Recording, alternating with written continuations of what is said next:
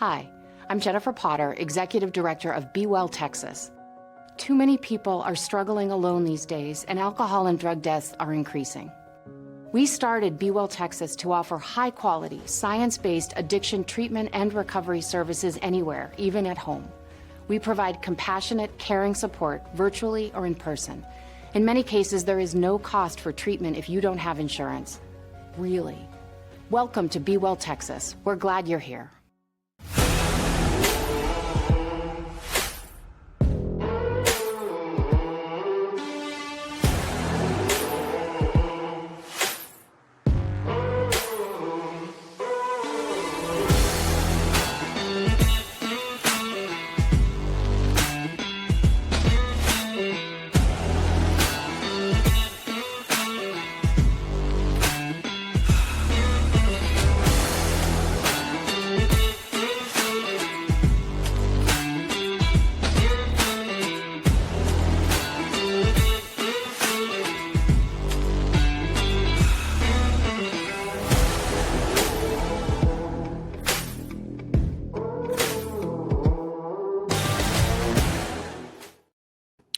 Hello and welcome into the Republic of Football podcast. I'm your host, Carter Yates, and joining me from beautiful Austin, Texas is Dave Campbell's senior writer, Mike Craven. Craven, how goes it? Goes pretty good. Turned in the cover story. Everything is turned in for the summer magazine, just some edits, still messing with Rice, North Texas, some of the heavier spring transfer portal window teams, but feeling pretty good to have it kind of on the back burner and to come out of that fog and excited to see it. Yeah, writing those G5 college previews, this is the 2 weeks where you just cower in fear of late breaking news and late portal ads that are going to be massive for the upcoming season. I know it way affects the coaches, but it affects us a little bit too when we write those college features. And it affects the coaches when it affects me because I just bug them. It's like, hey, this is what I'm turning in. Here's the projected lineup here. Is anybody that I'm mentioning not there anymore? Should I mention somebody who's just arrived? So, it's a challenge. It's a challenge for everybody involved. And that's why when we're talking today about over-unders, we're only talking Power 4 programs because those are more set. Do they even have G5 program over-unders listed yet? Not at any respectable book, not at any of the big books that take large bets. Yeah, maybe some offshore book they've got. You can find some conference championship odds, but not any team totals at places like Circa and FanDuel. I think just like us, they're waiting to see kind of if once those rosters get set in early June, once everybody reports. Yeah, I think if I had a friend that came out to me and said, I just placed a wager on Western Kentucky Conference USA champion, I'd say we might have to have a talk, my man. Like, it might be time. Yeah, I won't tell you about my habits then, Carter. So let's talk about Southern Miss in the Sun Belt. Hit it. You heard it here first. Southern Miss in the Sun Belt. All right, guys, let's talk about the Power 4 teams and their over-unders. Craven had an article come out last week behind our paywall on TexasFootball.com. You get his insight on what he would be picking if he were to gamble responsibly on the over-unders of these college programs. Should you go over the win total, under the win total? I'm going to go highest to lowest here, and starting off with the Texas Longhorns. Texas's over-under is set at 9.5, which means if they go 9-3, it misses. If they go 10-2, it hits. Craven, where are you leaning on this one? I'm leaning over. It scares me to do so, but I'm leaning over. I think that they're going to be favored in 10 of the 12 games they play in the regular season. I think the 2 games they may not be favored. They could be favored in all of them, but I think the 2 games that may be coin flipped or a little bit underdogs are on the road to Ohio State, on the road to Georgia. Win all the other games, you 10-2, you cash the over. So that's where I'm headed there. The thing that scares me is a lot of new faces, especially on the offensive side of the ball. A new quarterback that's going to have a lot of pressure on him internally and externally, a bunch of new targets. That offensive line is getting rebuilt. I know they were highly recruited, but do they hit the ground running? So you look at the 2025 schedule, and it feels like 10 games is doable. 10-2 is where we'll probably have them in the magazine. But at Florida is a tricky one. Red River rivalry, always weird. Texas A&M at home, who knows how that goes. So there's definitely 3 or 4 losses out there, but I think I'm going to lean over. I hear you on the trepidation in your voice, but I'm smashing the over on this one. This was one of the easier overs I think I'm going to hit. Let's discuss the offense. They only return, like you mentioned, 29% of the production. But what position other than offensive line are they worse at, do you think? And offensive line is a huge one. I don't mean to just discard offensive line. I'll get to them in a second. But I think Arch Manning will be a better quarterback in Sark's system than Quinn Ewers was. I just listened to Bud Elliott at the Cover 3 podcast, his summer school with Eric Henry at 247 Sports. And he was talking about how Ewers is kind of a West Coast offense guy, gets the ball out of his hands to his playmakers really fast. But Eric was talking about, and I agree, go back to the Mississippi State game where Sark is just chucking it down the field almost too much because he's so excited to have like a guy he knows he can sling it down there.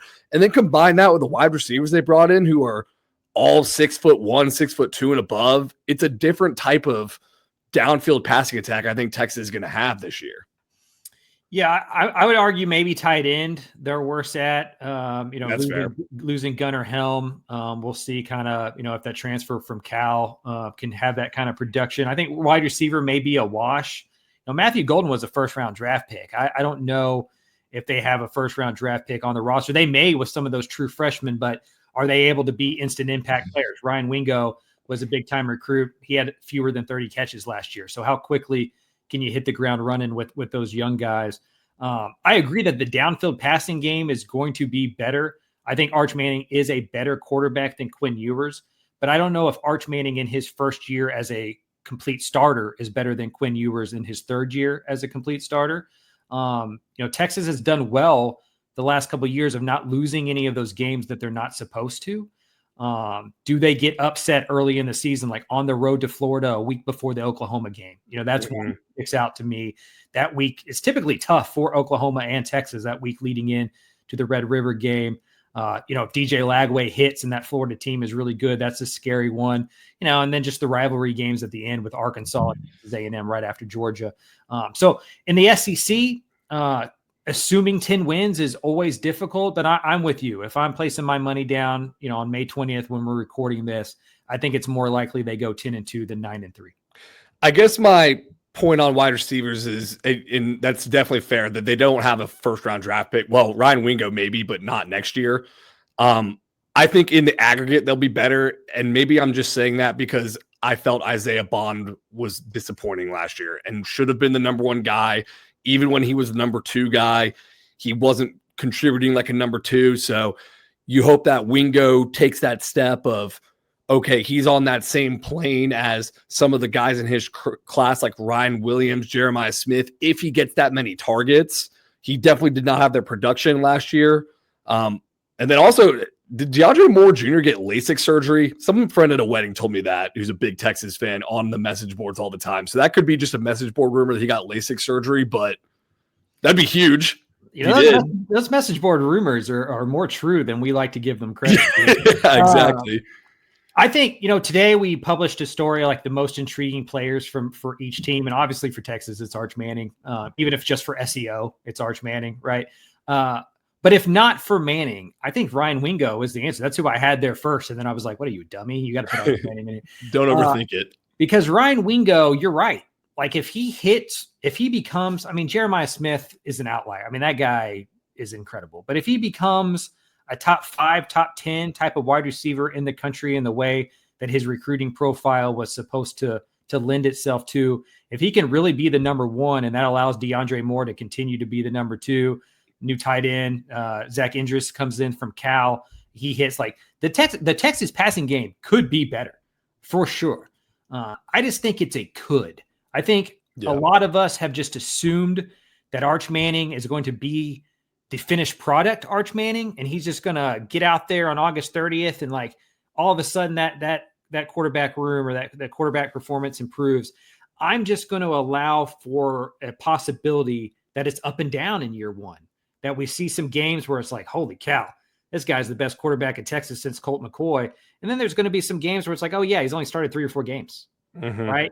And he does after the Ohio State game, even if they lose that Ohio State game, he does have a runway because the next up is San Jose State, UTEP, and Sam Houston. Like that's a really good way to get better and to improve and get consistency and stuff. But in the SEC on the road, all this attention, I do think it's possible that we see a few down performances from Arch Manning, and that's all that it would take for Texas to go from 10-2, 11-1 to 8-4, 9-3. And I could see some of those down performances coming because the offensive line is a concern. Right. Replacing 4 starters, DJ Campbell at right guard is the only one coming back. Cole Hudson at probably left guard. He did play a lot, but he's been more of a reserve the past couple of years. Trevor Gooseby at left tackle. He was good in relief of Kelvin Banks, but there's just no way he's as good as Kelvin Banks was last year. And oh, by the way, Arch is a lot more mobile than Quinn, which will help him, but could hurt him in taking some bad sacks, especially in that first game against Ohio State. I think the loss of Jake Majors is underrated, and maybe Cole Hudson, who I would assume becomes the starter at center, is a better player than Jake Majors, but like that's a lot of experience you're losing right there at the ball. And I think centers, especially in college, can help the quarterbacks with so much, just kind of seeing what the defense is. Like there wasn't anything that you could do up front that Majors hadn't seen by the time he was a 7th year senior or whatever he was. Having a new center up there and a new quarterback, maybe you're able to get exotic and kind of confuse the Texas offense on occasion. That's something to wonder about as well. I find it interesting that we haven't even mentioned the defense. I think that they're going to be really good on the defensive side of the ball. I know they lost 2 NFL draft picks in the interior, but I love what they did through the transfer portal. They got older, they got bigger. I think they're going to be fine there. I think they have 3 elite stars on every single level. Colin Simmons, Anthony Hill, Michael Taft, maybe even Malik Muhammad at cornerback becomes a lockdown, kind of first round draft pick type cornerback. So I think the defense is going to be fine. This is all about the offense and how quickly they can come together. I think by November, this offense could be better than last year's offense ever was. My worry is September, early October, are the growing pains enough to get shot in the foot once or twice? The only question I have on defense is it felt like the last couple of years, the defensive tackles were elite and the edge rushers were a question mark. And I feel like that's flipped this year with Colin Simmons on the edge as your known commodity. And they did really well in the transfer portal, but they had these guys in the pipeline the last few years. Byron Murphy, T. Sweat, and then last year, Alfred Collins, Vernon Broughton. Now you're kind of outsourcing a little bit. No doubt. I think any step back they take on the interior, the defensive line, I feel will be made up for by the step forward they're going to take at linebacker, because I think Texas has the best linebacker core in the SEC. LaFau, Anthony Hill, like those guys are absolute stars. So I think that they're going to be really good at the second level. But yeah, there's a lot of new faces on the interior defensive line, and they're going to need those guys, because you're right. Like that has been Texas's kind of underrated. I mean, I guess not underrated. They had like a guy win a major award a couple years ago. But the depth up front has been there. And now they're going to have to replace a lot of those guys with some new faces. And, they're going to be expected to do a lot. Ohio State's going to run the football in week 1. Yeah. We're going to find out very quickly. What do you think about that game being on big noon kickoff?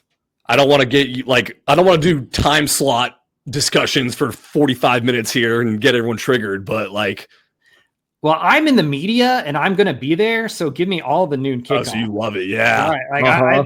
I mean, I've been a working press member long enough to forget what it's like to be a fan. And so give me all the noon games, because then you can get back to your hotel or your house and you can watch the rest of Saturday and kind of be off and enjoy college football. I think it's important for people to remember everybody clamors for the nighttime games, but more people watch the noon games. And so if you're Fox and you're paying the Big Ten all this money to have marquee games at that slot, you can't pick USC at home. You can't pick Oregon at home because they're West Coast teams. That'd be 9:00 kickoffs in California and Oregon. So really you got Penn State, Michigan, Ohio State. Those are the 3 teams in the Big Ten that are going to populate that big noon kickoff slate. I know a lot of us don't like it. Under the Lights is tremendous. Like those make for great television games, like also clearly make for really good atmospheres. But more people watch at noon, and I get why Fox wants to put their marquee game right there when it doesn't have to compete with the nighttime game on ABC or the 2:30 game on CBS.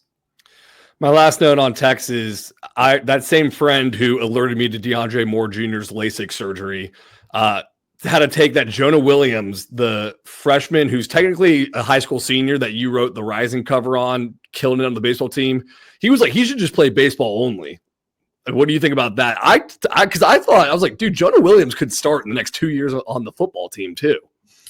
Yeah, I mean, I do think he definitely has a future as a baseball player if he wants it. You know, he's got an older brother who played Major League Baseball. He's got another older brother that plays college baseball. So baseball is really big in the Williams family. I talked to his older brother for that Rising story, and he gave me a quote like, "I have no idea why he's playing football.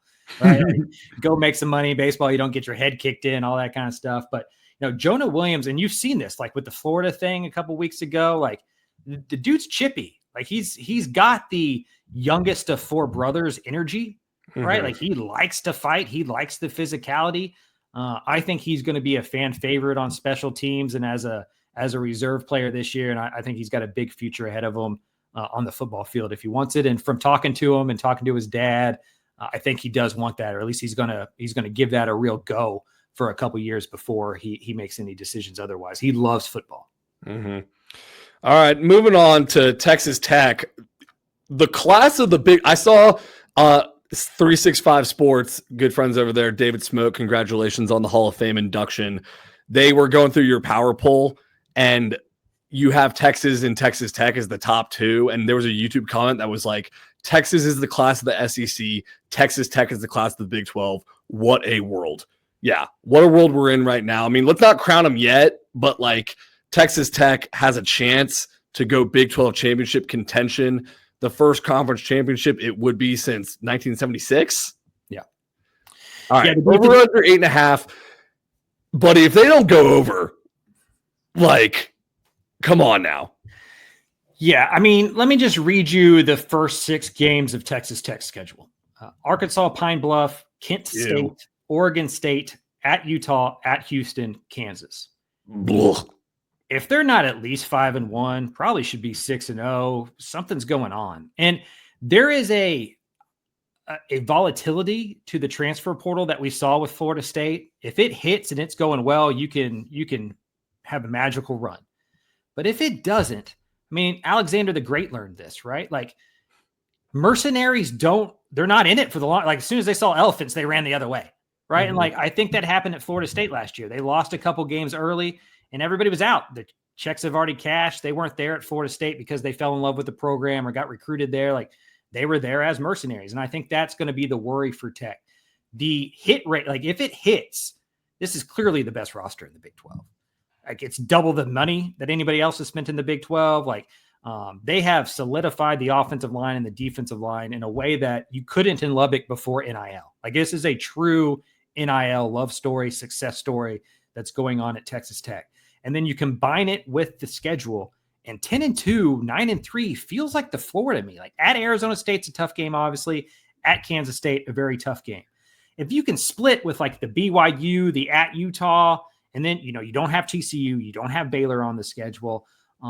If this doesn't, like to your point, if Texas Tech goes under, if they're 8-4 and worse, I think Joey Maguire enters the next season on the hot seat because of the resources and the money put into this roster and the coordinator spots. Like, yeah, it's two new coordinators that are hot shots that you basically money whipped another program for. Power 4 program, by the way, in Houston, a $250 million facility, $10 million in the transfer portal. The schedule, like you mentioned, is easy, which means it would be so hilarious if they went under. Like it would be like insane. It'd be crazy. Yeah, it would be bad. It would be a failure for sure. And, I wonder, it's in year 4 to need that many transfers to me is a red flag.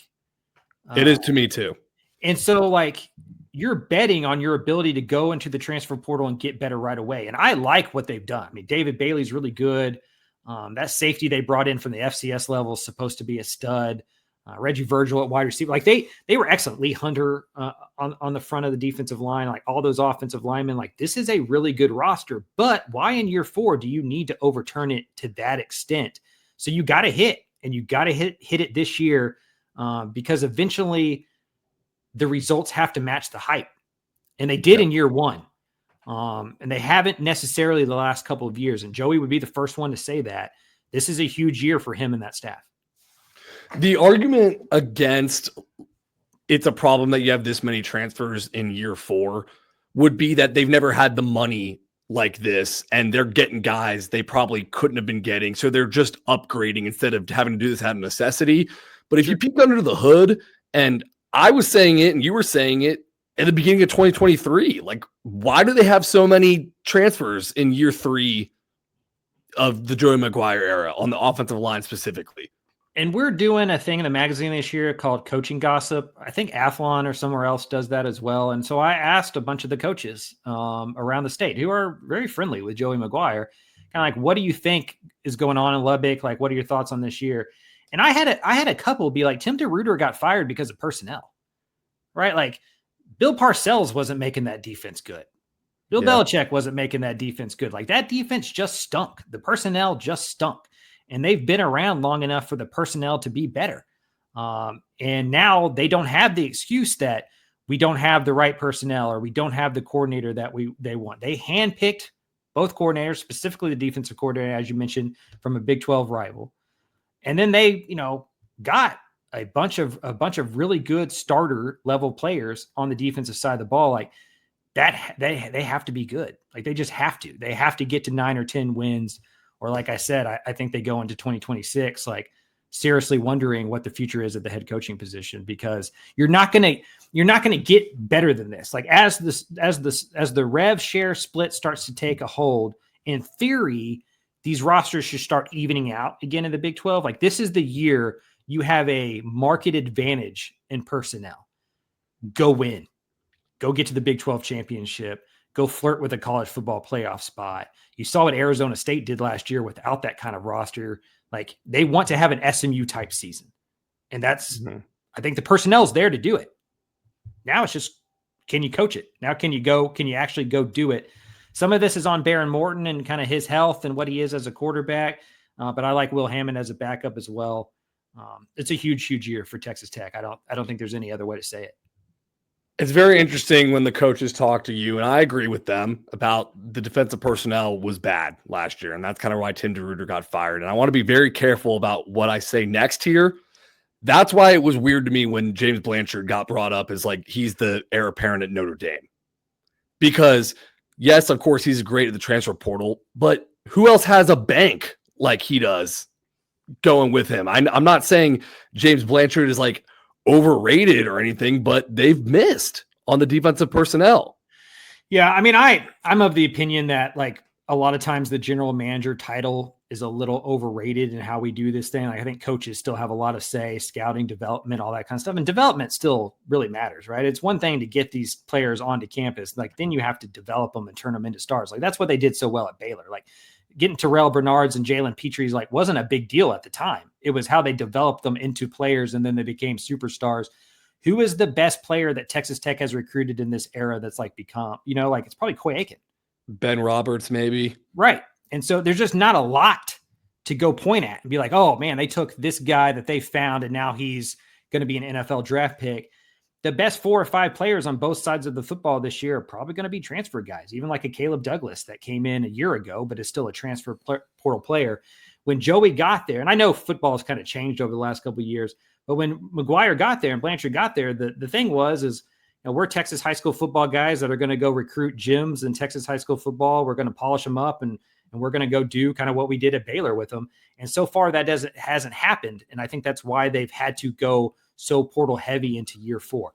You go win the Big 12 and nobody cares about that. Right. But if you go 8-4, people are really going to start looking at what is going on in terms of the development of that program. Why aren't y'all better with all these resources that you have? Mm-hmm. Well, also maybe the best guy you could say, depending on after this year that they've recruited and developed would be Baron Morton, but he's got to increase his level of play probably to get to that point. And do you think he does that this year? I think I like Baron Morton. I think in the quarterback conversation, there's like trucks and trailers, right? Like I've heard folks talk about this. And I'm not sure if Baron Morton's like a truck. I'm not sure if he's somebody who pulls along the team. But with an improved offensive line, with a replenished running back room, I really like the wide receivers, especially if Micah Hudson can become what he was as a recruit. I don't think Baron Morton has to be Trevor Lawrence. Like, I think he can be a Quinn Ewers type player, right? But a lot of it depends on his shoulder and just how he stays healthy. He was able to be pretty solid last year. They were really good offensively. Zach Kitley got a lot of, grief and love it because they're just so used to seeing great offenses there. Yeah. But the offense wasn't the problem. It was the defense. But the offensive line is better, which is what they've needed to improve on. Maybe that helps Morton stay healthy because he's not taking as big of a pounding. But to me, this is about Shield Wood and that defensive side of the ball. Like I trust Mac Leftwich and Texas Tech to score points. They just have to stop somebody. They were the worst defense in the state last year. And again, I think that was more personnel than it was Tim DeRuyter. But no matter what it was, you fixed both of them in theory, right? You got a new coach, you got more new personnel. So you can't blame either one of those things. To me, it's just let's go see it, right? There's not a ton to say. Like, they need to be in Arlington. If they're not in Arlington at the end of the season playing for the Big 12 championship, then it was a disappointment. And I don't think anybody at the Texas Tech facilities listening to that would disagree. Like, I think they also would say that. 100%. So Texas Tech, we're both hitting the over on that one. Let's move it on along here to SMU, the Cinderella darling of Texas last year, going all the way to the college football playoff, ACC championship game. Over under set at 8.5. Craven. This is the hardest one for me. Okay. In the article that I wrote, I put the under. I'm looking at my predictions that are going in the magazine, and I have the over. Yeah. Right? Because I just can't decide on where I want to sit with this. And some of it isn't scientific. Some of it is just regression to the mean. I believe SMU overachieved last year. And there was a couple of games where it could have easily gone the other way. The Nevada game in week 1 could have easily been a loss if RJ Maryland doesn't come up with that play. The Duke game, I still don't know how they won that football game, right? And so you look at the SMU schedule and you think, okay, well, this year's harder in terms of schedules. They got Clemson, they got Miami this year. They have Baylor on the schedule. They go at TCU. So the schedule's harder than it was last year. And I don't think they're as good. Like, I think there's spots in which they're better. I think Kevin Jennings is going to take a step forward. He's got a whole offseason where he's the dude. Remember, last year at this time, he wasn't even the starter. And so I do think that's going to help the passing attack. But I don't know if they're as good at wide receiver. Maybe some of those young guys that they signed a really good recruiting class. Maybe some of those young guys come in, hit the ground running. They really like the Cooper kid that was there in the spring. I think he's going to be a good football player. So maybe they're better at the skill positions or as good with RJ Maryland coming back. But you lose a Brashard Smith at running back. I don't know how you just replace that. You're going to need a group of people to replace that player. But to me, it's the defensive side of the ball. They lost every single one of their best defensive linemen. They lost their best 2 linebackers. Like, that's a lot. And that defense was really good last year. SMU is considered an offensive football team, but it was the defense that kept them in the games that I just mentioned that they won by the skin of their teeth. Are they able to do that? And is the personnel as good? I don't think so. Like, last year through the portal, they were bringing in transfers from like Georgia and Ohio State and like those kind of P4 players. Like, this year it's like Texas State and smaller schools that they're counting on coming up a level. And so for me, the combination of the roster probably not being as good, especially not as experienced, and the schedule being tougher makes this one really hard for me to predict. I think the defensive line is the biggest question mark. And it was the biggest reason they were so good last year, in my opinion, that and Kevin Jennings. But it might be their undoing this year. I was listening to Billy Embody today, friend of the program. His take on it is the edge is fine. Okay. They got Isaiah Smith, who's a returning guy who was very productive last year. They've got other guys in there. The interior defensive line is the question mark. Now, Billy said Terry Webb, you mentioned the Texas State transfer. He's being slept on. They say a lot of people think he could be NFL bound within the program. All state last year, by the way, from Texas State. Really good football player. Yeah. I say being slept on by those who weren't tuning into your all Texas team. I didn't watch a lot of the Bobcats. Yeah. The hope is they brought in Kevionte Spears from Memphis and William Spencer from Louisville in the spring transfer portal window. Both those guys over 300 pounds. The hope is that they become the Tank Booker from last year, where Tank Booker, I believe it was Arkansas, his career had kind of stalled there, and he really bought into the program and was great last year. I'm looking at the stats, like William Spencer, Kevionte Spears, they don't have many stats. from Louisville and Memphis, the hope is that they have a Tank Booker-like season. Even then, I don't think they're as good as they were last year. And you combine that with losing the linebackers, it makes me want to slam the under. Can you say you want to slam the under if you think they're going 8-5? I mean, that would cash, right? It would cash, but like usually if you're like, I'm slamming the under, it's like 6-6. It's like, I think they're 8-5. I look at this team, I say 8-5. Yeah, I mean, I think it's more likely that they go like 7-5 than 10-2, right? Like, but I do think there's a path to 9-3, especially if they can beat Baylor at home in week 2.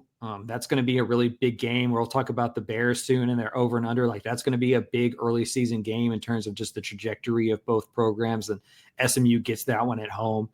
But to me, there's like the way I do this in the magazine is I take the obvious wins, I take the obvious losses, and then I see what's remaining. Those are coin flip games to me, and then I split them. Right. And so to me, the obvious losses, or at least the on-paper losses is probably the better way to put that, is Miami at home and at Clemson. So you're now down to 10-2 as your best, right? Then you got Baylor and TCU as coin flip games. Let's see, you split those in the first non-conference part of the season.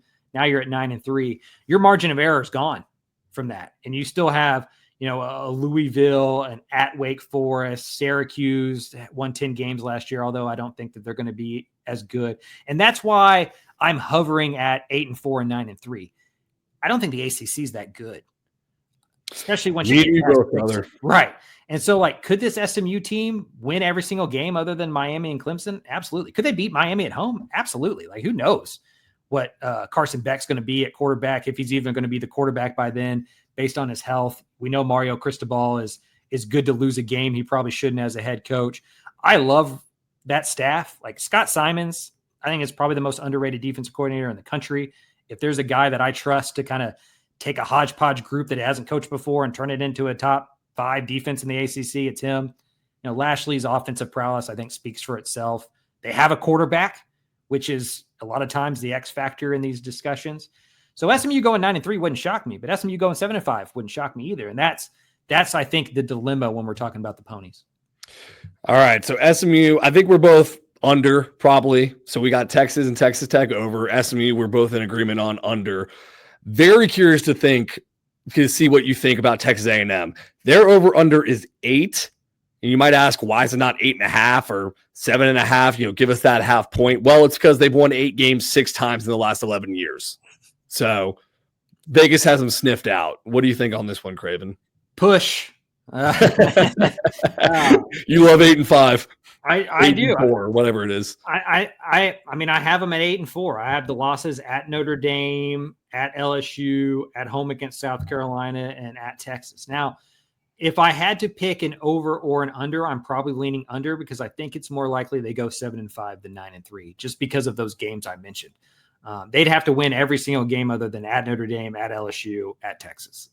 And that's hard, right? I mean, A&M was better on the road last year than they had been historically under Jimbo Fisher. But going on the road in the SEC, going on the road early in the season at Notre Dame is going to be tough. And that's before we mentioned Auburn at home, who beat them last year. Florida at home, who's going to be an improved team with DJ Lagway. At Arkansas, like that's always kind of a weird game, and it's not at Jerry World anymore, right? So like that's a true road game now. At Missouri, I have no idea what Mizzou's going to be, but probably on par. So there's just a lot of coin flip games for A&M. When I talked to Elko, I thought he was really honest about it. I asked him, you start like 6-1, 7-1, and then you lose your last 4 to Power 4 teams. What do you attribute to that to? And he's like, well, we were probably in the middle the whole time. Like we were probably about an 8-4 football team. We played well early. We regressed to the mean later. I love the offense. Like ironically, it's Mike Elko's side of the ball that I'm most concerned about. Like I think the offense is going to be good. And to me, your opinion on the over and under on Texas A&M comes down to your opinion on Marcel Reed, honestly. Like how good you think Marcel Reed's going to be in year 2 and his first full year, first offseason as a real starter. Colin Klein gets to build the offense around him. I love everything around Reed. I think he's going to fit into that scheme really well. If the defense can take a step forward, maybe A&M is a surprise team in college football. But that's a big assumption against that schedule. I think I'm lower on Marcel Reed than you are, and that's why I'm going to say under and not push. I was listening again, 365 Sports do a great job over there, but Paul Catalina called him a threat and a half player, not a dual threat player. I agree with that. Like I don't, he's an elite runner. I think he turned the ball over more times at the end of the year. I believe it was what I have written down here. 6 interceptions the last 5 games of the season when teams started having more tape on him. His best games is when he comes against LSU and he's just like a total adrenaline shot from Connor Wegman. I have questions on if he can do it as a passer. And that I haven't seen him improve. So he could be killing it in spring ball, and he's improved so much downfield passing. I didn't see it last year, and I think they're going to need it. My rebuttal to that would be, and I don't completely disagree, obviously.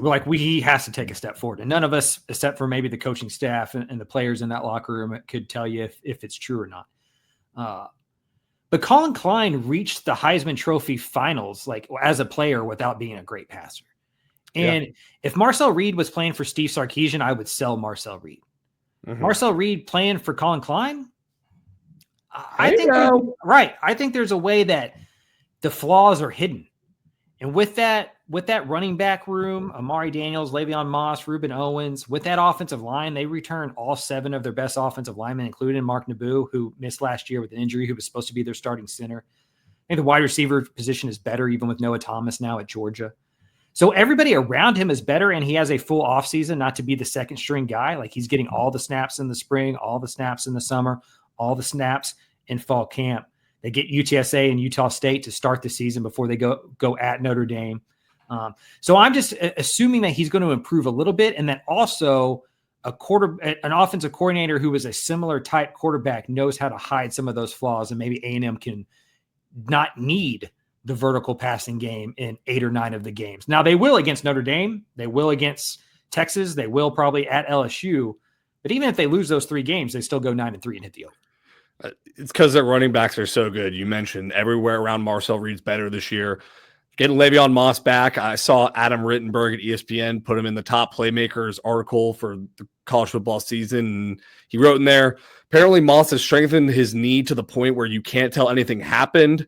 A source said they've never seen anything like it. So, look, I don't know how much of that is just off-season, fan fiction. But if that's true, then him with Reuben Owens and I believe Amari Daniels is back. It's a 3-headed kind of monster. Well, in reference to Paul Catalina, maybe 2.5-head monster with him and Reuben Owens. Yeah, and I think, Marcel Reed is obviously a really good runner. And so I just think this team's going to be 65-35, run the rock. It's going to look like Kansas State with Bill Snyder, with Colin Klein as the quarterback. I just think South Carolina was pretty good last year running a similar type of offense, right? Like Lenore Sellers, didn't I think he's a better passer, obviously, than Marcel Reed. But I do think you can win, especially nowadays. I think for so long, passing offense was required to be a really good football team in college football. I don't think it's true anymore. I think we're starting to zig the other way, where you can line up and pound the rock and be dominant and be ball control and go win these football games 24-17 again, because the defenses got smaller, so much, too high safety. There's room for a team like Texas A&M to make a really good run. The problem is historically Texas A&M doesn't do that, right? And so to bet the over, you're assuming Texas A&M is going to overachieve, and that's been a hard bet to cash for most of our lifetimes. Okay, let's talk about the defense, because we have talked about the offense a lot. DJ Hicks, former rising cover boy. Is it his time to shine now on the defensive line? They're replacing so many guys up there. It needs to be. It better be. Right. It needs to be. I think most of us assumed we'd see more from him over his first couple years on campus. Clearly a really athletic freak, moves incredibly well for 300-something pounds. But I don't think he's their best defensive tackle. I think Albert Regis is probably their best defensive tackle. To me, Cassius Howell is a very important part of this defense. They lose over 25% of their sacks, over 25% of their tackles for loss. Cassius Howell isn't a new player. He transferred in before the first year of Mike Elko from Bowling Green, but you're behind Nick Skirton, you're behind Shamar Stewart, wasn't getting as many snaps. He's going to be the guy off the edge. They went and got Dayan Hayes, TJ Searcy from Florida. So there's other guys out there. But if Cassius Howell, who was second on the team in sacks last year, if he can become a 7-8 sack year guy, I think that really unlocks the defense. And then you saw Mike Elko at the end of the USC game. He was apocalyptic about how bad they were at pass defense. And what I found interesting when talking to him, because I mean, all these guys are smarter than me, right? So you just learn something every single time you're talking to these coaches. He talked about how big of a jump you make defensively going into year 2. That year 1 in a defense, you're still figuring out what you're supposed to do and you're thinking too much. Year 2, there should be more just go play, right? Hair on fire, go react, don't think so much. So he assumes the defense is going to take a pretty solid jump. And for A&M, they were pretty good down to down defensively. They were awful in giving up big plays. Like one of the worst defenses in the country giving up big plays. You just have to assume that's going to improve. Like he's going to kill somebody if it doesn't, right? Like it's got to improve. The secondary is pretty experienced. And so I don't know. I think the defense is going to be pretty good. I think the offense is going to be able to run the ball. The difference between 9-3 and 7-5 to me is if Marcel Reed can become an above average passer. I don't think he has to be great. I think he just has to become an above average passer because he's going to get a lot of man-to-man looks. Yep. Like they're not going to play a lot of coverage against Marcel Reed. Like you're going to get some one-on-one opportunities. I think they have wide receivers that can win those now in a way that they did not last year. And I got to imagine all those reps, all those snaps over the last 6, 7, and by the time the season starts, 9 months is going to pay dividends for the passing game. So you're more bullish on Texas A&M because Mike Elko, second year as the defensive play caller, teams make a huge jump in that second year. Well, that would lead you to say, hey, Baylor, with Dave Aranda as the defensive play caller second year, there should be a big jump. Baylor's over-unders at 7.5. I got to admit, I know you're going to slam the over here, Craven. I'm a little more gun shy because I maybe just have trust issues with Dave Aranda right now because they feel like they miss expectations every year, whether good or bad. Yeah, he kind of has a little bit of a Mike Gundy thing going, right? Where it's like when you can count on them, you shouldn't, and when you put them down and don't think they're going to be pretty good, they he's like the bald Mike Gundy. That's right. The nicer, calmer, cooler Mike Gundy. Yeah. Reads more. Believes in news. I think we're going to know about Baylor really quick. Like we're going to know if I've overvalued Baylor very soon. They start with Auburn at home and then they're at SMU. They get Samford in week 3, not Stanford, but Samford in week 3. And then they get Arizona State at home. Like they could be 1-3 and be a pretty good football team and still be 1-3. Ashton Hawkins leaving or not getting that extra year of eligibility. Yeah. That's a big one to me. What happened there? How is he like the one guy who wasn't guaranteed an extra year? I don't know. It's something with the JUCO stuff. Like I trying to figure that stuff out gives me a headache. I don't understand. But I do think that was a big hit. They've added another wide receiver through the portal in the spring window because of that. But their first 6 games, they have 4 losses or 4 possible losses because their 6th game is Kansas State at home, which is another Big 12 contender. So we'll find out early if Baylor is really good. Like I just think Sawyer Robinson's the best quarterback in the Big 12, or at least in the conversation to be the best quarterback in the Big 12. Maybe Sam Leavitt at Arizona State has something to say about that. Maybe Avery Johnson at Kansas State. But I'm a Spav guy. I think that offense is going to be really good. Bryson Washington is probably the most underrated player in the Big 12. Like he's an excellent running back. The offensive line's back. Josh Cameron's back. And then the defense made big strides last year. I think they moved up 30 spots in total defense, moved up 40 spots in defensive efficiency index.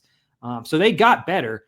And then they bring in some personnel. Like I think they brought in like eight new players defensively through the transfer portal. Like if they can get after the passer and they can get better in coverage, I think Baylor can win 9 or 10 games. I really do. Yeah, one of those new transfers they brought in on the defensive line is Texas A&M transfer Semu Tominopepe. Nailed it. Another huge Samoan defensive tackle that they haven't had in the last 2 years. Back when Aranda first got there, who was the defensive tackle that was awesome?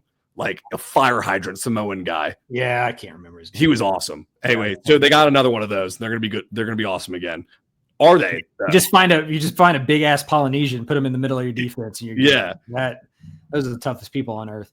The Big 12 is just so volatile. Like so many of these games are coin flips. Like at TCU, that's a coin flip. But after that TCU game on October 18th, like the schedule really opens up. Like they have a chance to finish really strong at Cincinnati, UCF, Utah, I feel like, is a team that's starting to get some buzz in terms of like a bounce back, but I don't know if I see it with the Utes at Arizona. And we'll talk about Houston in a second. So if they can just like go 4-2 in the first 6 games, like I think that they can end 9-3 and 9-3 with a 7-2 record in the Big 12, depending on who those 2 losses are and tiebreakers and stuff, can get you in the conference championship. Like the 2 teams that played for the Big 12 last year were 7-2 in conference. So you don't have to go 11-1. You don't have to go 10-2. You just got to weather the storm early, hit the ground running, which has been a problem. They've struggled early in the year, so they're going to have to get better at that. But I like their experience. I really like that offense. And if just a couple of the portal guys can hit on the edge, I love the defense. My biggest question mark for the whole team, honestly, is corner. Caden Jenkins was a freshman All-American, and he had a huge sophomore slump. Like, he was bad last year. And so they brought in, I think, 3 new corners through the transfer portal to go and compete at that position. 2 of them post-spring, which to me suggests that they didn't enjoy what they saw during the spring practices. Like, they don't think that position is settled, or why do you go reinforce those ranks that way? So the secondary to me is going to be the thing that kind of dictates whether, and health obviously, and things like that. But I think the secondary is what is the linchpin for this Baylor season.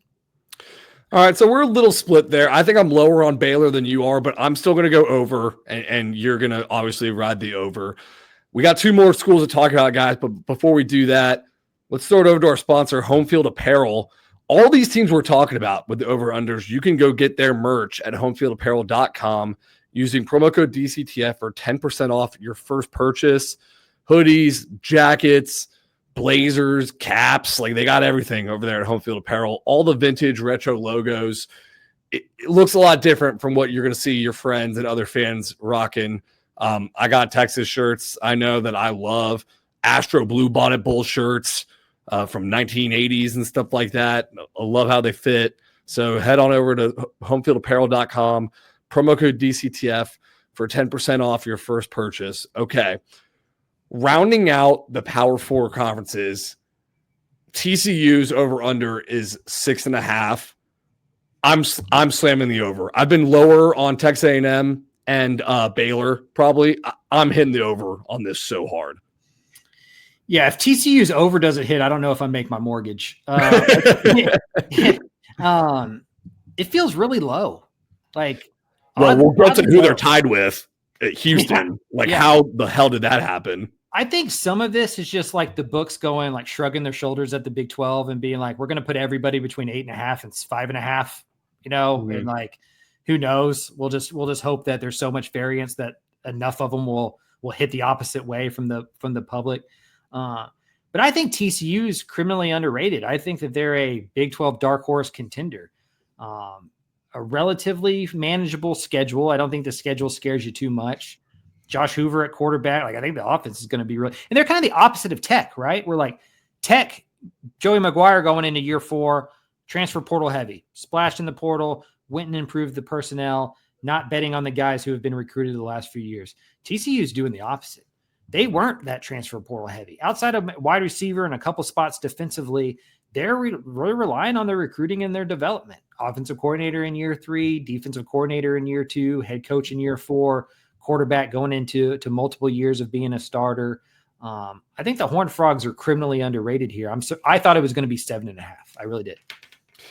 This is just a random thought, but do you think Josh Hoover and Barron Morton are the most similar quarterbacks in the state of Texas? Like, obviously Josh Hoover has better stats, but I'm just talking about even how they look. Like, they both have the same hair. They have the same play style. Like, I feel like they could be twins or something, like long lost brothers. Yeah, neither one of them probably has like that NFL size, arm strength that you want, but they're just good football players. They're just Texas high school quarterbacks, right? That have been throwing the ball around since they were like in 5th grade, leading some offenses. So, I think Josh Hoover has grown a lot since he's become the starter. He's gotten a lot better in the red zone. Like last year, he didn't turn the ball over in the red zone like he did his first full year as a starter. I think some of that's just familiarity with Kendall Briles. The big question on the offensive side is if they get better running the football. Like last year, they put so much on him that you saw in some of those games where they weren't better than the opponents, like SMU, where it was just too much. They need some balance. So they think the offensive line is better. They think they've gotten better at running back. So if they can have more balance offensively, they're going to be good. And then I think something that a lot of people don't think about or don't remember, they lost 3 or 4 starters defensively before the season even started to season-ending injuries. Two edge rushers and 2 cornerbacks to major injuries. Not only are all 4 of those guys back, they brought in more. Like they're bringing back the guys who started in place of them last year, right? Like a Marcus Deal or Devin Deal and players like that. And so I think that they're a lot deeper on defense. They quietly won 6 of their last 7, and the only loss in the last half of the season was 3 points on the road to a Baylor team that was also really hot. North Carolina, I've seen as a favorite against TCU in that week 1 game. No way. And I just find it to be it's a reminder that sometimes betting is perception and more so than reality. And so I just think, SMU's a closer game than I think a lot of people are going to assume. That North Carolina game's they should be favored in that. Was that North Carolina game line made before or after the CBS Sunday Morning News interview? It was before. Yeah. I should probably go look. I should probably go look if that's changed. But for that under to hit, you got to go find 6 losses. And I don't know where you find them. Like at Arizona State, at Kansas State, really, those are tough games, right? Baylor at home is going to be a tough game. But you go down the schedule, I don't know. It just feels like 7-5 is a pretty easy floor for TCU. And if TCU, like we were talking about with Tech, if TCU does not hit the over and they go 6-6 and worse, and that's 6 wins or worse in 2 of the last 3 years for Sonny, and you can point at it and go like, well, he made the championship game, but that was with Gary Patterson's players. Like he's another coach that goes into year 5 on the hot seat if the over doesn't hit. Yeah. Who are the teams that most need to hit the over? Like it's the worst news if they're under hits. It's TCU and Texas Tech. Yeah, these schools for sure. I think if we go down to the G5, I think North Texas is going to be a team that really needs to hit. But yeah, on the P4 level, I think that because like if Texas doesn't hit, they could still get in the playoff at 9-3, depending on who those 3 losses are to. Elko's in year 2. A&M's always going to panic if they don't go better than 8-4. But yeah, I think Tech and TCU, because they have coaches in year 4 with rosters that they believe in, there's nowhere to hide from it, right? It is on you and your coaching description. And in a conference that you're supposed to be winnable, you got to go win. And I think it's an important year for both of those coaches. I can already close my eyes, look into my crystal ball. I see next December, Texas is 9-3 with 3 like no impressive wins. They lost to 3 of the best teams they played in, and they get in the playoff because someone made the call about Arch Manning. Yeah, 100%. It's an invitational if you're in the SEC in the Big Ten, for sure. Any closing thoughts on TCU before we round it out with Houston? No, I will caution, and I always have to remind myself this when I start thinking I got this thing licked. Those casinos are really big and nice in Vegas. The sports books are really big and nice, and they don't get nicer and bigger because folks like me win all the time. Mm-hmm. And so sometimes you see a line that seems too good to be true and you hammer it and then you look like a dope. And maybe that's TCU. Maybe they know something I don't. But I think this is just an undervalue of TCU and maybe folks not being as in tune with the Horned Frogs as they should be. You mentioned before how you look at the schedule and you're like, I don't see how they get 6 wins only. Also, Vegas is always right because TCU lost to Houston last year at home, which was probably the worst loss of the season, and no one saw that coming. So it could happen. For sure. It could happen. I think they're better this year, and they won 8 games last year. Mm-hmm. So yes. I don't think they're 2 losses worse this year, and I don't think that schedule is 2 losses harder. So to me, that just feels like a Big 12 throw something against the fan and see if it sticks line.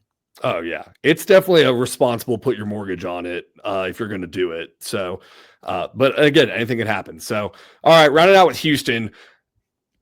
2 win totals. Okay, 6.5. TCU, it's like, why is it so low? Houston's like, why is it so high? I think is that fair to say? I thought this was a typo. So when I first saw these lines, it was on Brett McMurphy's timeline. The Action Network, I think, does a really good job with sports gambling if you're an addictive gambler like I am. I thought I had to go look because I thought it was wrong. Like I thought it had to be 5.5 because I think 6-6. I'm going to put it this way. If Houston hits the over and goes 7-5 or better, Willie Fritz, I mean, Jesus Christ. Like, oh my God. I already think he's one of the best coaches in the state, if not the country. If they go 7-5 and better, 2 new coordinators and this much turnover in year 2 of the Big 12, give the man a lifetime contract. He's incredible. You thinking it was a typo makes me want to hammer the over on this, like absolutely hammer it over 6.5. It would be incredible. Like that would just be one of the best coaching jobs that we've seen, honestly. They're going to have 9 new starters on the offensive side of the ball with a new offensive coordinator, and their quarterback is injury prone. Like that's the part that would scare me about the over. Like, could Houston, if the transfer portal stuff hits offensively and defensively, because I think they upgraded to offensive coordinator, and I think they upgraded at quarterback, obviously, and I think they're better talent. Like the offensive line's night and day. Like they are a much better roster. Like I'm not trying to downplay that, but that's a lot to bring together and hit the ground running. This is a lot to assume. And now we've seen in the Big 12, you can jump from the cellar to the penthouse pretty quickly in the Big 12. And maybe Oklahoma State 2 years ago, Arizona State last year, TCU in 22, Baylor in 21. Like we can go down the line. Like there is a team that is going to come out of nowhere and surprise folks. And maybe it is Houston because they are really well coached. Like this is a team that beat Kansas State and beat TCU last year. But man, you're counting on Connor Wigman playing for 12 games. And as much as I love Wigman, that's a hard thing to put your money behind based on recent history. Yeah, exactly right. Man, I don't know. Again, it'd be the craziest coaching job. It'd be like Casey Keeler winning 10 games at Sam Houston last year if Houston won 7-8 games this year. And if AJ Halsey and Jeremiah Wilson were still there, I'd be more inclined to be like, yeah, I can see them getting to 7-8 wins. But what was going to be the strength of their team was the secondary just got obliterated after the spring game. Like both of those guys left, one to Florida State, one to LSU, just to show you how good or how talented, what the market thinks of those two players. I don't think defensively they're going to be as good this year. Like Shiel Wood got that job at Texas Tech for a reason. Like what he did with that Houston defense, pretty miraculous, honestly. And the offense has got to be better. They can't get worse. So they're going to score some more points this year. But it's a lot of coin flip games, and I think 6-6 would be a successful season. I think 7-5, 8-4 would be a stupendous season. And I just try not to put my money on things that I need to be stupendous. So is secondary, you think the only spot they regressed in on this team?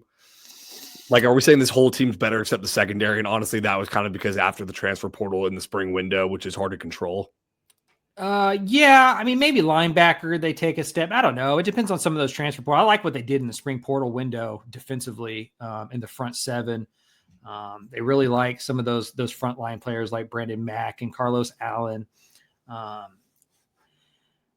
think that they got worse. I think they got better coaching on the offensive side of the ball, but I don't think they got better coaching on the defensive side of the ball. Like I think Shiel Wood's like a really good defensive coordinator, and Austin Armstrong is still yet to be seen. You know, he wasn't the primary play caller at Florida, even though he had the title of defensive coordinator at the end of his tenure. He wasn't calling the defensive plays. And so he's a young guy who's going to have to figure that out in a conference that's really good at offense, that you're going to see a lot of different types of offenses. And he's been mostly a Southeastern guy. So how does he adjust to all that air raid and things like that? Like, I think the offense takes a step forward. The defense takes a slight step back, and I'm just not sure they're 3 wins better. And that's what you need them to be to hit this over. I'm doing it. Screw it. I'm going over. That line makes no sense, which means I got to go the over. Hey, that's not an awful stretch. I mean, sometimes that works, right? Like you see some things that make you go like, here's a guy that look, you got, where you're like, you raise your eyebrow or whatever. Like there are some lines that you see that and you're like, well, they got to know something, right? Like I've been to the Bellagio. It's really nice. Like they got to know something. This is a big task. It's a big jump. And Fritz is capable of doing it. I'm just not going to put, Lucy's future college fund on the line because that would be an incredible season. Yeah, definitely smart on your part. Well, that wraps it up for our over-unders, guys. Power 4 teams only today.